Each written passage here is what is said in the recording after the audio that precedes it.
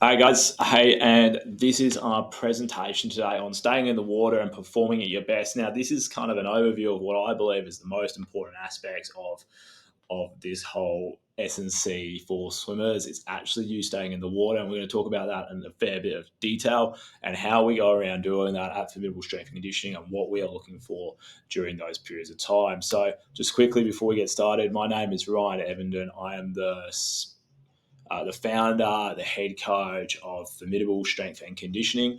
We are an S&C company that only works with swimmers in the water. We are unique in that sense where we are one of the only places in the world that only work with the swimming population, and that's swimmers from juniors from the age of 8 all the way up to some of our open water athletes at the age of the oldest one we've had is 80 doing a crossing. So we've got a fairly large range. We have been doing this now for 10 years. So we started in 2016. And before then, I was doing a little bit by myself privately. So it's been roughly 10 years now that I've been working just exclusively with swimmers in the gym. And before that, I was a swimming coach from 2012 onwards. So not only do I have the backing in the water, I also have the S&C knowledge in the gym. And we've been working on that for the last however long, since 2016 now. In that time, we've been doing this for last 10 years. We've been preparing swimmers for the open water crossing. Um, in terms of our stats, in terms of the only people that haven't succeeded, we've only ever had one person not complete a Rottnest channel swim or a port to pub swim. And then, as well as that, across the world, we have had 20 world records broken from our athletes. Not to mention that we were WA's, also Western Australia's Strength and Conditioning Program of the Year in 2025. So back onto the presentation now and a bit what are we looking to achieve here. So my main goal and the reason why we've been so successful now for the last 10 years is all down to this mission of ours, what is to keep swimmers swimming. And now what we do with that is in a lot of different ways, but eventually what it boils down to is you can't get better at the sport of swimming unless you are actually swimming. And that's realistically the crux of the issue that we need to address through whatever we do in the gym, is to make sure that we can provide the athlete with what they need to do in the water. Now, and we do this in many different ways. And this is this framework that I developed over the years to help us stay on track and to keep swimmers swimming. So, like I've said, we look to reduce injury as a big part of that. They can't swim if they're not in the water. It's a huge component of what we need to do. We need to create a safe and positive environment for athletes so that we can build trust, respect, and confidence. We obviously need to maximize performance. This is a performance sport at the end of the day, and everyone, no matter what that performance may look like at the end of the day, is there to get a result. If they're looking to do S&C and swimming and they're training for an event, they're most likely here to get a result, and that results in performance outcomes. We love to make sure that we are pushing when they need to be pushed. We love to say that we drive accountability down to the athlete, and that is pretty simple when we boil it down to the fact that at the end of the day, we can't make them swim the event. We need to make sure the accountability is left at the athlete, and they are realistically getting what they need out of their training, and they are driving that motivation and all the actions that they are doing. Then we look for consistency over time. Again, I'm a big fan of this is not an overnight process. It's to say that you stack and stack and stack. And the longer you continue to stack this stuff on top of each other, the more you're going to get out of it at the end of the meet or end of the competition that you're doing or the crossing that you're going to take place in. This is a super important thing that not a lot of people tend to realize in a world where everything's all about short gains. We're really looking to have a consistent approach over an extended period of time to get a maximal result. And that comes from winning every day in certain different ways and maximizing performances. Then it's attitude over talent. We can always make I can't tell you how many highly talented people we've had fall apart because they didn't have the right attitude. Attitude is key in terms of achieving your own personal goals and making sure that you can take on what you need to take on. And then again, we need to make it fun. It's very hard to do anything if you're not having fun while doing it. And this is what all this leads to, is a gold standard in swimming performance. And because at the end of the day, guys, nothing will keep swimmers swimming more than progress and achievement. Now, what is a gold standard performance? Now, this is a term that we coined a couple of years ago. It is an individual achievement of a goal that required three different things. Now, number one is effort. It had to actually challenge them. These things need to be freaking hard. They need to make them feel uncomfortable when they set these goals, that they may not achieve it. So they have that fear that they've got to really push themselves to achieve it. The second thing is sacrifice. Sacrifice mean they had to make hard choices along the way to make sure that they did the right thing so they can continue to stack those consistent performances on top of each other. And the last thing is consistency. They need to be repeatedly doing these small efforts over time. And these are the moments we're chasing. No matter if you're looking to break a world record or you're just looking to swim a 5K open water swim or a 2K open water swim, it doesn't matter. The gold standard performance is individual to the athlete and their goal and where they are at in their swimming journey. So now to talk about, our pillars of swimming performance. And now we're starting to really dive into the nitty gritties of the S&C component. Okay. Now, the first pillar, if you haven't already guessed, is swimming is key. Like, no matter what you do outside of the water, if it negatively affects your ability to swim, you are missing the point. And that boils down to a few things. If you're getting injured, what is the point? You can't be in the water. If the gym workouts you're doing is making you so sore every single time you've done them that you then can't perform every time you turn up to the water, what was the freaking point? These are huge things that are neglected in the role of an S&C coach for swimmers, where ego gets in the way of things and they want to make sure that their thing is the most important. It's no point giving your swimmer 8 sessions a week in the gym if they're only in there 4 and all 4 of those sessions are turds. It's much more effective giving them 2 sessions a week like we do for most of our athletes, and allowing them to swim 4 to 6 times a week and have really high quality swim sessions every time they get in. Okay, so that's number one pillar of swimming performance. Is the swimming aspect of this is actually key. The next part of it is the strength training with purpose. Now, strength training with purpose is hugely important, because if we don't have purpose behind it, we waste the swimmer's time. And at the end of the day, swimmers aren't people who are known for their luxury of time. Time is not something that they have a lot of. So we're really keen to make sure that we are delivering a program that hits the key aspects and doesn't take up too much of their time. We have a very strong system here and belief system that every exercise that we prescribe must have why we are doing it, what we are looking to achieve out of it, and how we are going to progress and regress that exercise at any given moment. You must understand those three things. Otherwise, you do not put that exercise into the program at all. We cut it out. It is not relevant. We do not need it. It is not there for any purpose that we need. It's just taking up filler space. I don't care if the program is 20 minutes. I don't care if it's 2 hours. As long as we can justify why they are those time limits for the best outcomes possible for the swimmer, that is okay by me. And the last pillar of our performance is optimize recovery to maximize performance. Now, you never get better from a training session that you didn't recover from. Okay, so at the end of the day, you can be a super hard worker, but if all you're doing is banging yourself training session after training session after training session and not actually recovering from any of those training sessions, your performance will decrease. You actually get worse after every single training session until you've recovered from that training session. That's why making sure that your recovery is optimized is super important. You must be making sure that is a focus point. In terms of that, sleep, hydration, and nutrition should be your 3 things you start off with. Don't go chasing ice baths, massage guns, and all those other things if you haven't got 8 hours of sleep, good diet, and good hydration strategies in place. And now we get into what we're looking for here, and that is the 2 main things that we're looking for in the gym. One is to reduce injury, and the second is to maximize performance.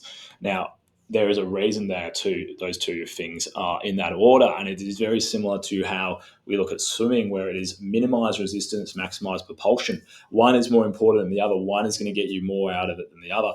Reduce injury and minimize resistance are way more important than the maximize performance or maximize propulsion elements, because the maximize performance and maximize propulsion are things that will be made less effective if you are injured or if you're not you're not minimizing that resistance level. So that is a very key reason why they are like this. So we are always focused on reducing the risk of injury first and then maximizing performance afterwards.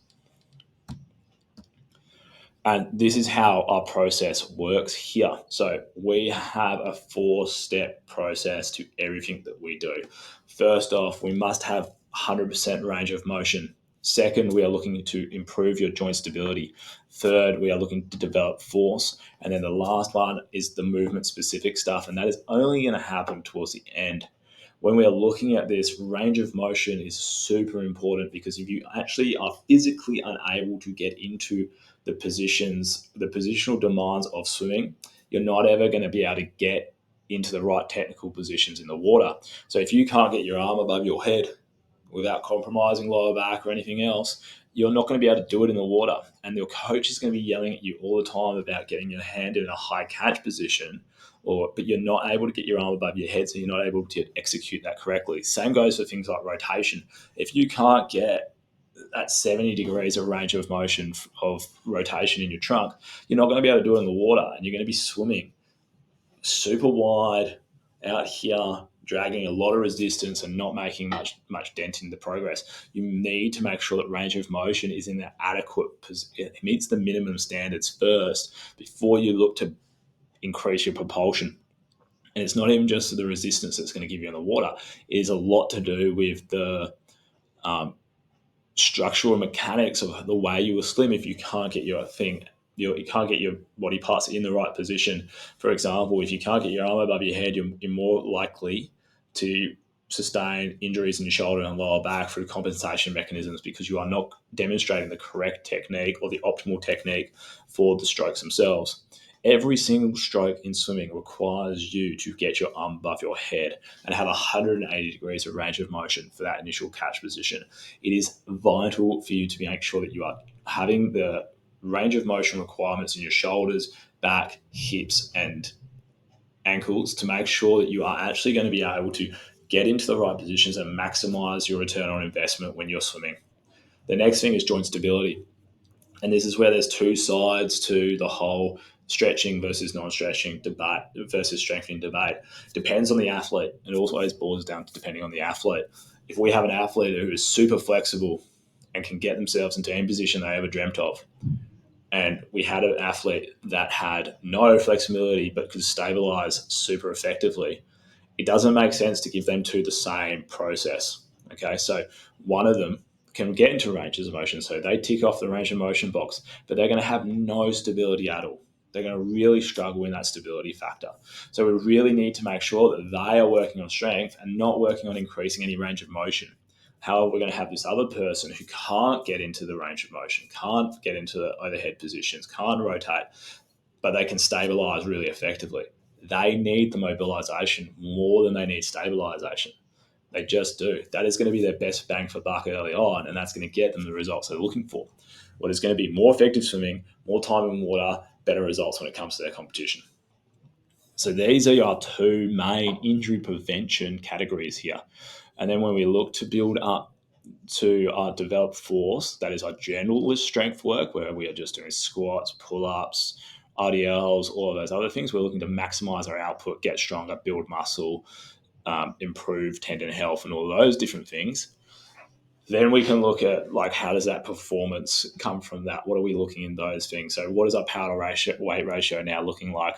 What is our maximal output looking at? What is our peak force? What is our general movement like? And then we can, once that is all good and we've got all of those components and we're getting close, very close to the event that they are looking to target for that gold standard performance, we are then looking at the movement specific stuff in the gym. They should be doing it anyway, because the most specific movement that they're ever going to do is swimming in itself. But in terms of the gym context, then we'll start looking at, med ball throwdowns, rotational work, like rotational throws, even setting some really close, getting some cable positioning work or some overcoming isometric work to really stimulate nervous system responses and develop high quality pathways throughout the body. Okay. Now, this is done through reducing your injury risk and maximizing your performance, like we said before. And these are where these two sit comfortably. Your range of motion and your joint stability sit more into that reduced injury field, and your developed force and movement specific movements are that maximized performance side of things. Now, there is one way that you can do this without a gym, and it is the most underrated way of improving your swimming that I've ever come across. And it isn't any fancy exercise. It's not any new supplement that you might be able. It's not some recovery project or anything like that that has popped up. It is very specifically something you can do before every single session to not only improve the session you're about to go into, but to increase your range of motion, joint stability, force output, and movement specific characteristics. It is vital, and it is only done through consistency, output, and attitude. And that comes to an effective dryland warm up. I talk about these all the time. The rest of the channel is littered with presentations where I'm talking about the effectiveness of a dryland warm up. And I truly believe that if every swimmer was doing a dryland warm up, we'd all see more healthy, happy, and stronger, faster swimmers. But the problem is, a lot of people are doing dryland warm-ups, but they're not doing it effectively. They're not realistically getting exactly what they need out of it to perform at the level that they need to each and every session, and getting the knock-on effect of having better training sessions for one, increase their stability and range of motion over a longer period of time as those other two aspects. So not only do you miss out on 20 minutes of training when you get in the water and you're feeling sluggish and crap, you miss out on the overall compounding effect of doing these microdosing these exercises and building consistency through these movements that you'll get that will help open up that window of trainability more often and build strength and stability in those key areas every single time you get to the pool. And it happens in three ways: through mobility. First off, we're going to talk about mobility here. So what is mobility? How much range of motion you have is essential so you can have good technique in the water, decrease risk of injury, and get into the correct positions in the water. Now, if we're doing a dryland warm-up and we're not focusing on opening up so we can get into the right positions in the water, what are we doing? Because we're not allowing ourselves the opportunity to perform at our best technique and develop those pathways in the water. Two, we're opening ourselves up to risk of injury. And three, we're not actually maximizing the opportunity that has been given to us through increased range of motion for a temporary period and then pathway development and muscle awareness through the training session that comes from that. So making sure that you can have your range of motion in optimal positioning so you can actually get into the position that you need to for your stroke. So overhead, good rotation, all of these things over a consistent period of time will pay the biggest dividends that you can ever have if you're someone who hasn't got good range of motion. And that is why it's the first component of our dryland warm-up. The second component is stability. Now, this is being able to maintain position and alignment when swimming. Now, everyone can put their arm above their head for me. If you're playing along at home, lift it up as high as you can. You'll see that shoulder lift up. Now, pull that down, get yourself into a hand catch and do high elbow and pull down. You will feel your lats and pecs engage and actually pull that movement through, and you'll feel a strong pull motion. It is essential. This is how you actually get your muscles to pull yourself through the water in an effective way. But most people are going to go up, pull down, and then when they go, they're going to lose it and have that forward rotation of the shoulder. The internal rotator is going to turn on, and they're going to feel only issues through that internal rotator, and their lat and pec are never going to actually get what they need out of it or develop much force at all. It's super critical that you make sure that you are, before you're getting in the water, developing and encouraging stability in those positions and building that through. And the last thing is activating your nervous system. Now, I'm sure all of you guys probably train in the mornings, or even if you're coming in after work or after school from your training session, you're probably walking in pretty sluggish and it takes you a good 20 minutes to get started.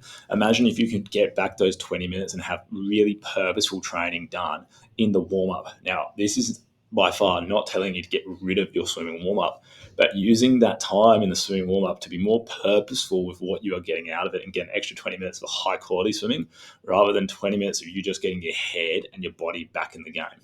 That's what this nervous system stuff is about.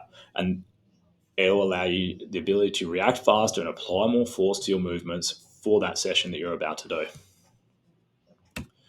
And this is how it looks. So we do mobility through specific and non-specific stretches and movements. We do stability through specific and non-specific holds. And then we engage with specific activation exercises and non-specific games. Now, this is the waking up and getting yourself going, and that is really what we're going to need to go through to make sure this works perfectly and we get a really strong and built out engagement. And this is a warm-up that you are going to be able to try for yourselves.